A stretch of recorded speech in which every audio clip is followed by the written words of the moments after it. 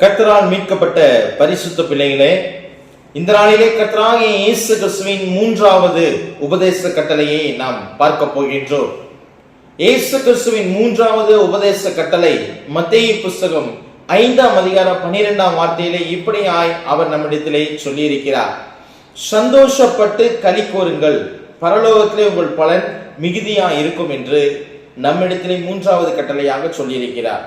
இந்த உலகத்திலே பாடுகள் அநேகம், உபத்திரவங்கள் அநேகம். கர்த்தராகிய இயேசு கிறிஸ்து தன்னுடைய வாழ்க்கையிலே பட்ட அநேக பாடுகளை நாம் நினைவு கூற வேண்டும்.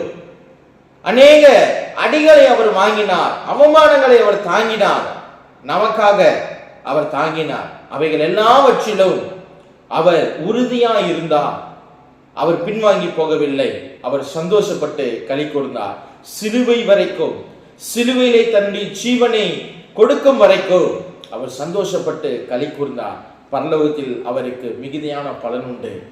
அவருடைய நாமத்தினாலே நமக்கும் பலன் உண்டு என்பதை நாம் மறந்துவிடக் கூடாது. இந்த உலகத்திலே நாம் கர்த்தருக்குள்ளாக சந்தோஷப்பட்டு களி கூறுவோம். தேவன் தாமே மகிமையாய் நம் அனைவரையும் ஆசீர்வதிப்பாராக. God bless you. Amen.